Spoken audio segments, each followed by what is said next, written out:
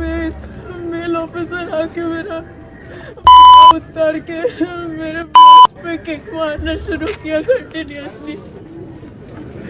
And around 6 o'clock जो station के IIC है वो आए और उन्होंने मुझे लोअर किया, अपना पैंट लोअर किया और अपना निकाल के मुझे बोला कि कितने तुम लेना चाहोगे कि तुम चुप रहोगे, क्योंकि मैं बहुत ज़्यादा चिल्ला रही थी हेल्प के लिए, बहुत ज़्यादा चिल्ला रही थी हेल्प के लिए।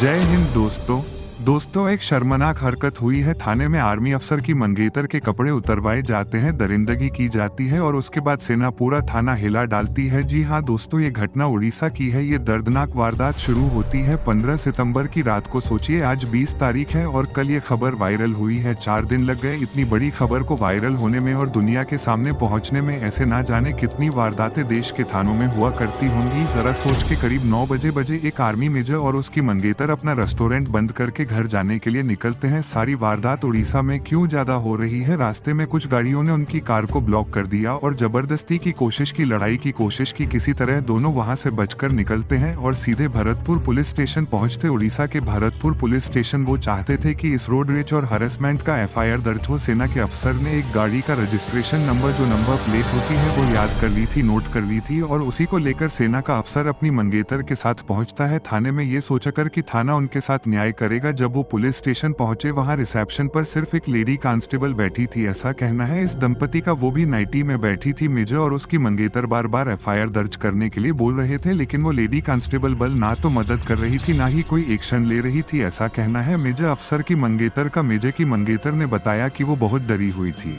क्योंकि लड़के अभी भी उन्हें फॉलो कर सकते थे, लेकिन पुलिस ने कुछ नहीं किया। उल्टा लेडी कांस्टेबल ने उसे गालियां दी और एटीट्यूड दिखाया। लेकिन इसके बाद एक वीडियो वायरल होता है जिसमें जो मंगेतर है मेजे की, वो पुलिस वालों को हल्का नजर आती है। लेकिन फिर भी आगे सुनिए। थोड़ी देर बाद एक पेट्रोल गाड़ी आती है थाने के अंदर, जिसमें कुछ और मेल और फीमेल पुलिस ऑफिसर न थे। लेकिन जब उन्हें FIR दर्ज करनी चाहिए थी, उन्होंने आर्मी मेजर को ही कस्टडी में ले लिया। उनकी मंगेतर ने जब इसका विरोध किया तो पुलिस वाले और ज्यादा आक्रामक हो गए, ये कहना है मंगेतर का। फिर 2 फीमेल कांस्टेबल्स ने, महिला कांस्टेबल्स ने अचानक मंगेतर की बाल जो थे उसे पकड़ लिया और उसे मारना शुरू कर दिया। उन्होंने उसे पुलिस स्टेशन के कॉरिडोर में घसीटा। वो बार बार कहती रही प्लीज स्टॉप, मत मारो, लेकिन किसी ने उसकी ना सुनी। जब वो खुद को बचाने की कोशिश कर रही थी तो एक लेडी कांस्टेबल ने उसका गला दबाने की कोशिश की और डर और गुस्से में जो मंगेतर थी उसने बताया कि उसने कांस्टेबल का हाथ काट लिया। इसके बाद पुलिस ने उसकी खुद की जैकेट से उस मंगेतर के हाथ बांध दिए पीछे और एक फीमेल पुलिस वाली के स्कार्फ से उसके पैर बांध दिए गए और एक कमरे में उसे बंद कर दिया गया, जहां पर घंटों तक पड़ी रही। करीब 6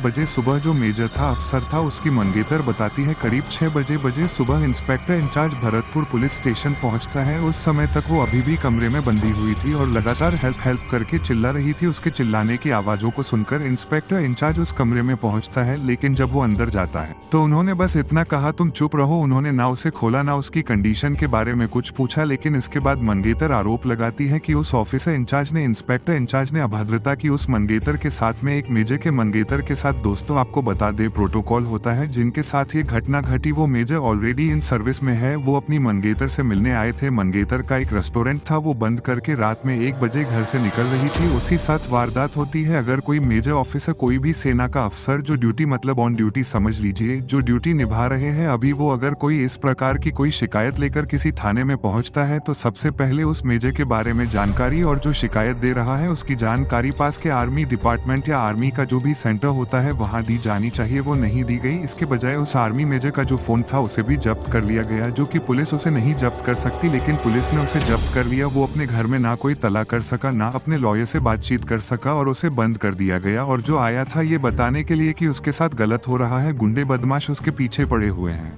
उसी को ही कमरे के अंदर बंद कर दिया क्योंकि उसकी मंगेतर ने थोड़ा वोकल होकर के FIR दर्ज करने की मांग कर दिया। पुलिस वालों का कहना है कि जो दंपत्ति आई थी दर्ज कराने के लिए FIR, वो नशे में थी और चढ़ने की कोशिश कर रही थी। लेकिन अगर आप वीडियो देखेंगे जो वायरल हुआ है तो उसमें बताया जा रहा है कि महिला उनको अपना काम करने का, समझ लीजिए, थोड़ा फोर्सफुली उसने कह दिया कि आप FIR क्यों नहीं लॉन्च करें। FIR नहीं लॉन्च की जा रही थी, जबकि किया ये जाना चाहिए था कि सबसे पहले आर्मी ऑफिसर आया है तो उसके डिपार्टमेंट को कंफर्म करा जाता कि भाई ऑफिसर आया, ये शिकायत लेकर आया है, वो नहीं किया गया। दूसरी चीज, जब वो नंबर प्लेट का नंबर लेकर के आया था तो तुरंत सारे जितने भी पेट्रोलिंग पार्टीज थी, सारे थाने थे, पोस्ट थे, चौकियां थी, वहां इन्फॉर्मेशन देनी चाहिए थी कि ये गाड़ी कहाँ घूम रही है, इसे पकड़ के लाया। वो नहीं किया गया, बल्कि खुद मेजर को कस्टडी में ले लिया गया और उसके मंगेतर के साथ इस तरीके की हरकत की गई। बाद में पता चला कि जिस लड़की के साथ ये सब कुछ किया गया था, जो मंगेतर थी, वो खुद एक रिटायर्ड ब्रिगेडियर की बेटी निकली, लॉयर उसका बैकग्राउंड था, और जो मेजर था वो मेजर था। उसके बाद दोस्तों सब तरफ से सेना के जो अफसर थे, बड़े अफसर, आला कमान थे, उन्होंने प्रतिक्रिया देनी शुरू कर दी। एक्स पर भी ये चीजें निकल कर सामने आ गई कि उड़ीसा में एक थाने में इस प्रकार से मिस हैंडलिंग हुई है एक ऑफिसर दंपत्ति के साथ में, और यह बहुत ही गैर जिम्मेदाराना था। आपको बता दे, चोटों के निशान जब उसकी चेक करवाई गई, जो जांच करवाई गई, डॉक्टर मुलाहिजा कराया गया एम्स के अंदर, तो उसके बाद में चोट के निशान नजर आए हैं।